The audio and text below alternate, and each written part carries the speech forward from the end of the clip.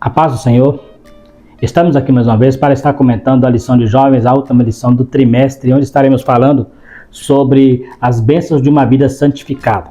Esse será o nosso tema trabalhado nessa última lição do trimestre. Estaremos fechando com esse tema importante sobre as bênçãos de levar uma vida santificada na presença de Deus. Essa é a lição de jovens e eu sou o presbítero Marcelo, congrego na Igreja Evangélica Assembleia de Deus, e quero pedir a você que ao estar visualizando esse vídeo, dê ali o seu like, se inscreva no canal, também compartilhe para que possamos estar divulgando esse trabalho. Ative também o sininho para que você possa estar recebendo notificação das próximas aulas do próximo trimestre, que estaremos continuando com esse propósito de estar ministrando não só a lição de jovens, mas também a lição dos adultos. Então estamos lançando 2 vídeos por semana e você pode estar acessando ali os 2 para estar estudando a lição de adultos. Inclusive estará falando sobre família, um assunto também muito pertinente. A nossa leitura bíblica, o texto principal, melhor dizendo, fala: porque nós, sendo inimigos, fomos reconciliados com Deus pela morte do seu Filho. Então o texto vai estar trabalhando mais ou menos em volta desse texto aí. Somos reconciliados, Então é a maneira como o Senhor nos alcançou pela sua graça, A justificação pela fé na obra de Cristo aliada à santificação garante bênçãos e paz, Então justificação, eu gosto de lembrar que justificação é muito diferente de perdão. Porque o perdão é você perdoar, mas o pecado, a falta está lá. A justificação é inocentar, é colocar a pessoa na posição de que ele nunca tenha cometido nenhum pecado, Então é diferente de justificação. Após a santificação inicial, nós recebemos grandes benefícios advindo dela, como, por exemplo, a paz verdadeira, o acesso à graça de Deus, a esperança de estarmos em Cristo, além do seu Espírito que em nós habita.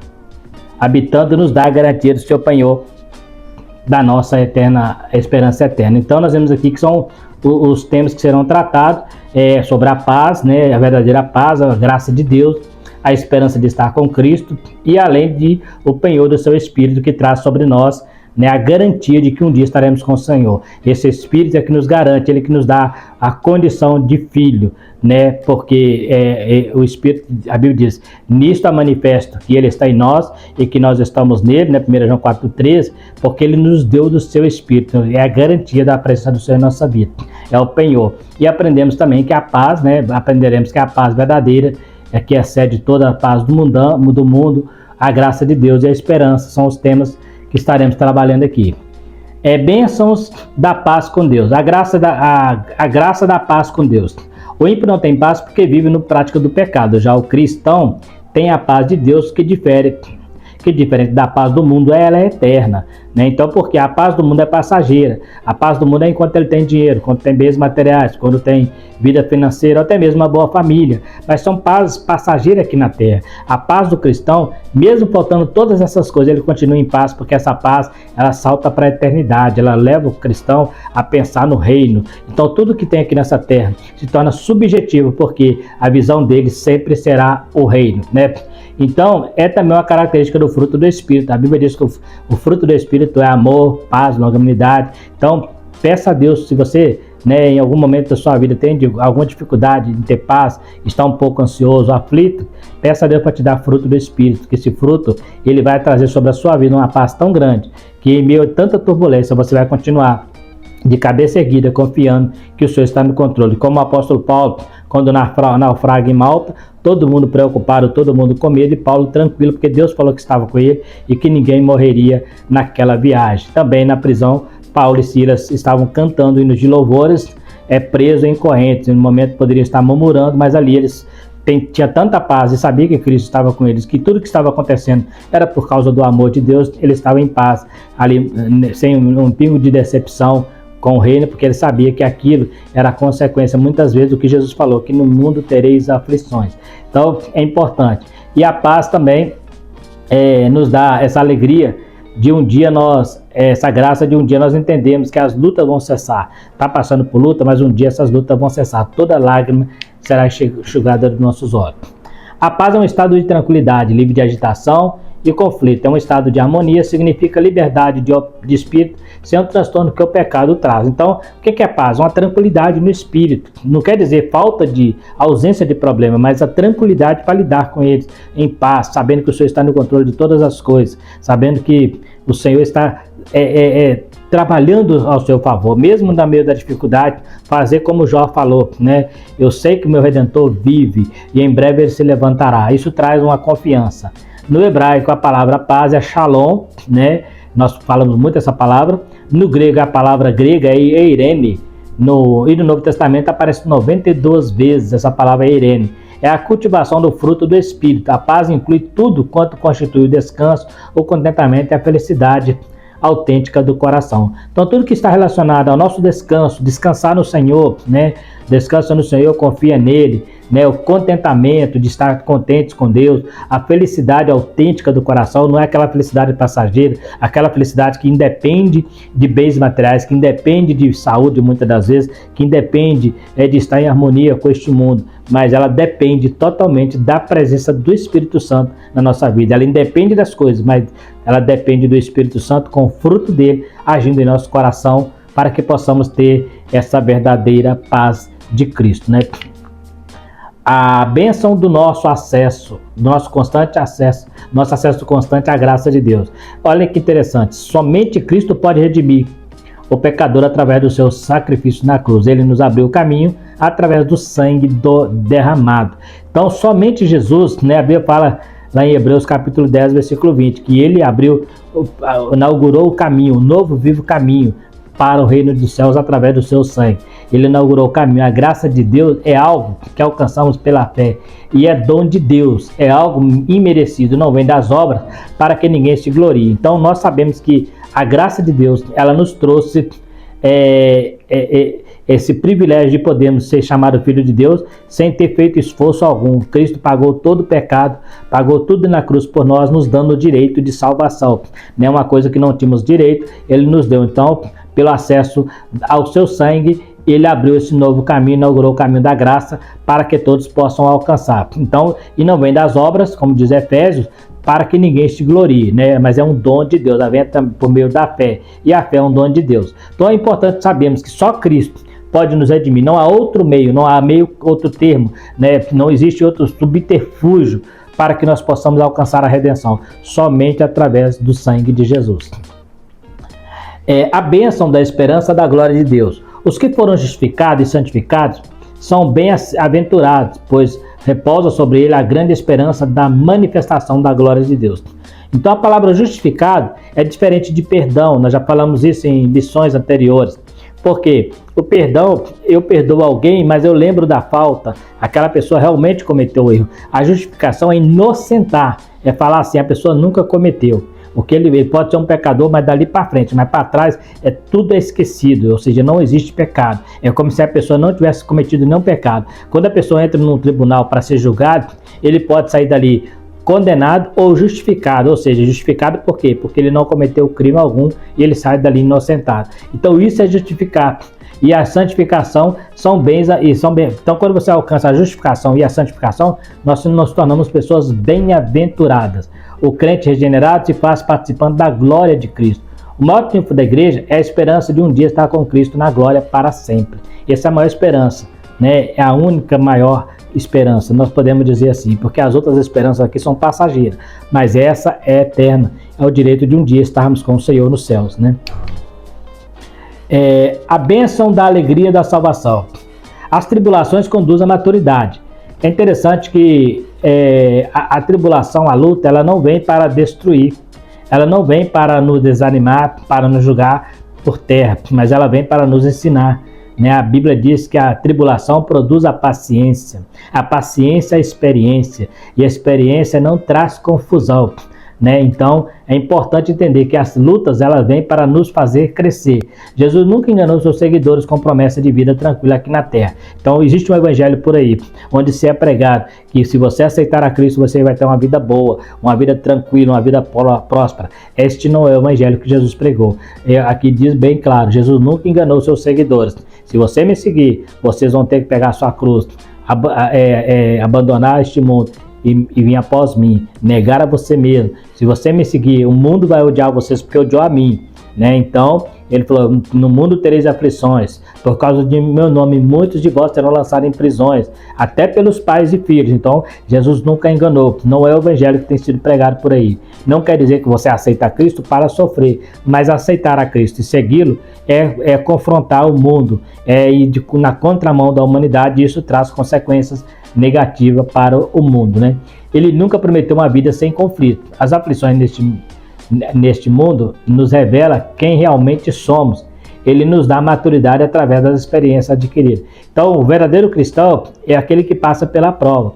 O verdadeiro cristão é aquele que, quando está andando com Cristo, que ele é provado, ele permanece fiel, ainda que ele venha cair, né? Ele permanece fiel ao Senhor, porque a Bíblia diz que os passos de homem bom são confirmados pelo Senhor, ainda que caia, não ficará prostrado, porque ele tem confiança no Senhor.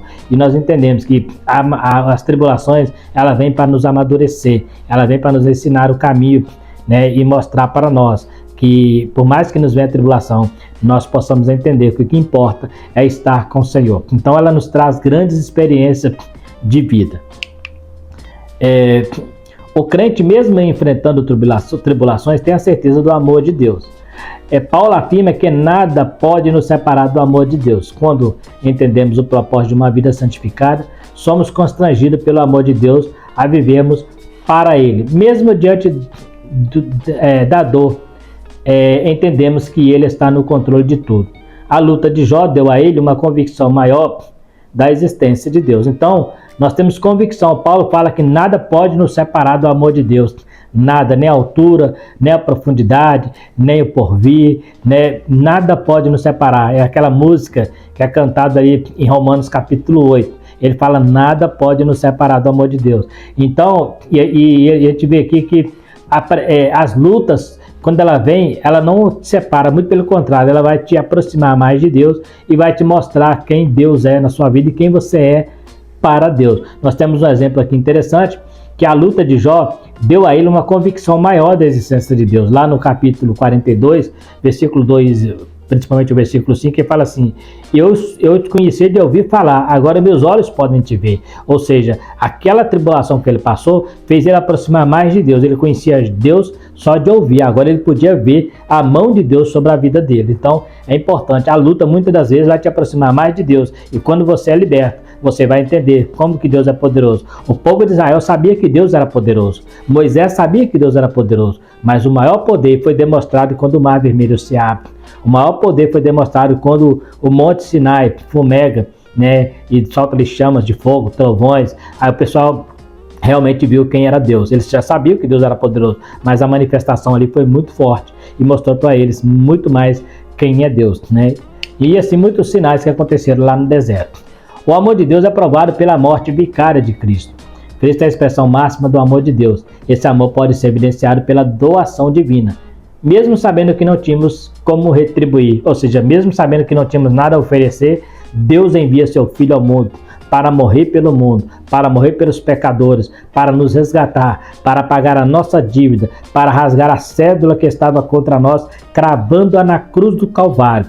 Deus fez esse ato de misericórdia para que pudesse alcançar a primazia da sua criação, que foi o homem que caiu lá no Éden, e Deus veio para resgatar essa pessoa, esse ser que ele criou com tanto carinho. O justo morre pelo injusto, para o justificar pelo sangue. Mesmo sendo Deus, não teve por usurpação ser igual a Deus. Então Jesus veio na sua posição de Deus, na sua posição de um homem justo, para morrer pelos pecadores. O justo morrendo pelos injustos, para nos dar o direito de estar com Deus. E ele não teve por usurpação ser igual a Deus, mas aniquilou-se a si mesmo, até a morte e morte de cruz, para nos dar a liberdade de podermos ser chamados filhos de Deus, né? As bênçãos da salvação e da santificação final. A salvação veio por meio de uma iniciativa do próprio Deus, através da sua misericórdia. Então Deus é que decidiu salvar o homem, não é o homem que decidiu buscar a salvação. Ele decidiu, vou salvar a humanidade, vou salvar o homem perdido, o homem que se perdeu no Éden, eu vou trazer um segundo Adão para resgatar este homem. Então não há mérito algum em nós, é um privilégio fazermos participantes da vida em Cristo. A salvação é estendida a todos, mas não serão salvos mas só serão salvos os que aceitarem. Por quê? Existe um evangelho por aí que parece que vai entrar todo mundo no céu, né? Fica igual aquele filme lá, O Alto da Compadecida, que todo mundo vai entrar no céu, né? Ali começa a justificar os seus pecados por causa da sua história de vida, mas não é verdade. A salvação é para aqueles que aceitaram a Cristo e para aqueles que andar com Cristo e seguir os seus princípios. A salvação é estendida a todas, mas só vai alcançar aqueles que aceitaram a Cristo, aqueles que abriram o seu coração e deixar Deus fazer morada no coração dele. Então, ainda que o mundo, Deus deu o seu Filho pelo mundo inteiro, né? Deus amou o mundo de tal maneira que deu o seu Filho para o mundo inteiro, somente aqueles que abriram o seu coração e aceitaram a Cristo é que estarão com o Senhor. Aqueles que não aceitarem, infelizmente, mesmo sendo alvos da graça de Deus, sofrerão a condenação eterna por rejeitar essa graça, né? A salvação mantida pela santificação. A salvação nos livra do poder do pecado, como Paulo afirma ter acontecido com ele. Paulo, né, ele conta a história, que ele era um homem judeu, que ele servia ao judaísmo, mas através do encontro com Cristo, ele percebeu que tudo aquilo era esterco, que não tinha valor algum, que agora sim ele encontrou o verdadeiro caminho, e por este caminho ele sofreu muito, por este caminho ele foi perseguido, mas ele entendia que agora sim ele encontrou a verdadeira salvação. Precisamos entender que para alcançar a salvação final, é preciso manter a nossa santificação progressiva, e só é possível pela produção do fruto do Espírito em nós. Nós estudamos sobre isso, a salvação posicional, progressiva e final. A posicional quando aceitamos a Cristo, a progressiva é o processo que a gente vive aqui na terra, lutando contra o pecado, procurando cada dia mais nos santificar, e a final é quando deixarmos o corpo de pecado. Mais à frente, a gente vai estar falando um pouco sobre isso ainda. Precisamos viver uma vida santa, pois o céu não entra pecado, mas só os que são santificados. Sem a santificação, ninguém verá o Senhor, e nem a paz, né? Sem a paz e santificação, segundo Hebreus, ninguém verá o Senhor. Então, precisamos entender que no céu não entra pecado. Vai entrar pecadores remidos, mas o pecador contumaz, ele não vai entrar, porque ele não aceitou a Cristo. No céu não entra pecado, e só vai entrar, e sem a santificação, que é separado, ninguém verá o Senhor. Isso é muito claro na palavra de Deus. A salvação futura e glorificação será obtida com a santificação final. Aí nós temos aqui, a santificação tem 3 estágios, ora já estudado. Posicional acontece na hora que aceitamos a Cristo, livre da condenação do pecado. Nenhuma condenação há para os que estão em Cristo Jesus, né? O texto é muito claro. Então nós somos livres da condenação no passado.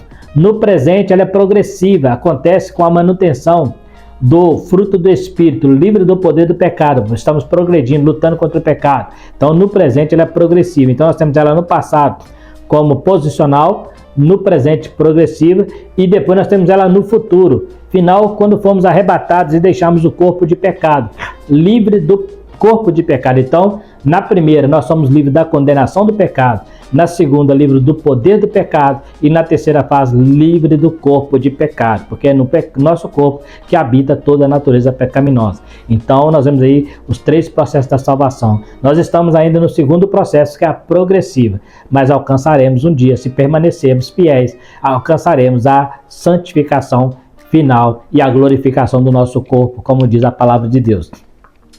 Condições para uma salvação futura. Primeira, a fé, obediência aos mandamentos, né? João 6:28, Atos 16:31.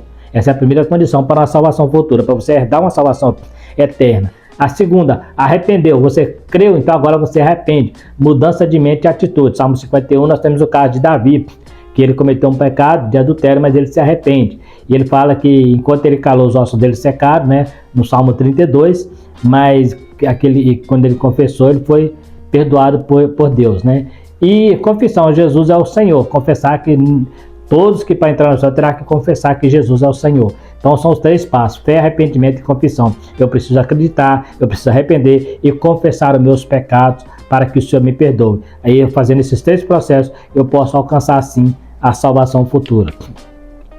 Na nossa conclusão, nessa lição aprendemos que a justificação e a santificação inicial são acompanhadas de bênçãos maravilhosas, como a paz com Deus, a alegria da salvação e a esperança na promessa da glorificação e vida eterna com Deus.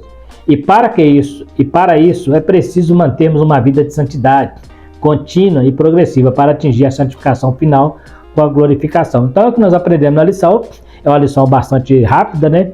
Ela é um pouco longa, mas é bastante rápido o comentário, onde nós aprendemos então que a justificação e a santificação inicial são acompanhadas de bênçãos na nossa vida. Então, quando você é justificado, santificado, você recebe muitas bênçãos, que é a paz, a alegria, a esperança na vida eterna, o penhor do Espírito Santo em nossa vida e muitas outras coisas mais que a Bíblia nos relata quando nós entregamos a nossa vida para Jesus, entregamos o nosso coração para Ele e pedimos a Ele que nos ajude. Um dia, Jesus, na oração sacerdotal, ele ora pelos discípulos e fala assim: santifica-os na verdade, a tua palavra é verdade. Através da palavra de Deus é que nós possamos nos santificar e alcançar este privilégio tão grande que foi dado a nós, sem nenhum mérito nosso, pela graça e misericórdia de Deus, o direito de podermos ser chamados santos, pessoas que outrora eram pecadores, né, profanos, agora somos sagrados pelo poder do nome de Jesus. Então está aí mais uma lição, fechamos o trimestre com o tema de santificação. Que Deus possa continuar nos abençoando e abençoando a todos vocês, você que chegou até o final deste vídeo. Muito obrigado pela oportunidade de poder estar falando com você através aqui do celular, da mídia, né, do nosso canal. E quero pedir a você que você que visualizou, assistiu o vídeo até o final, mais uma vez eu quero pedir que você dê o seu like. Se você gostou, né, dê o seu like para estar nos ajudando. Também se inscreva no canal, né, porque é importante para nós. Compartilhe com alguém que você conheça, divulgue, nos ajude, né, para que tudo possa correr dentro das bênçãos de Deus na minha vida e na vida daqueles que ouvir este estudo. Também ative o sininho, porque ativando o sininho, todos os vídeos que estaremos lançando, você será notificado para que você possa estar assistindo e acompanhando. Estaremos comentando no próximo trimestre aí a lição do segundo trimestre de jovens, que vai falar baseado dentro do livro de Salmos. Estaremos trazendo comentários muito bons para a nossa edificação. E também faça seus comentários, né? É muito importante para nós também que você faça seu comentário ali sobre o que você achou dessa lição, o que você achou do tema, o que você acha que poderia ser acrescentado, né? Qual a sua dúvida? Pode fazer as perguntas também. Estamos aqui para poder ajudar naquilo que for preciso. No mais, quero agradecer a todos vocês. Eu agradeço pela oportunidade de poder ter vencido esse trimestre e pedir a Deus que continue nos guardando, nos abençoando e abençoando a sua vida. No mais, fiquem todos com Deus e até o próximo trimestre, se Deus quiser.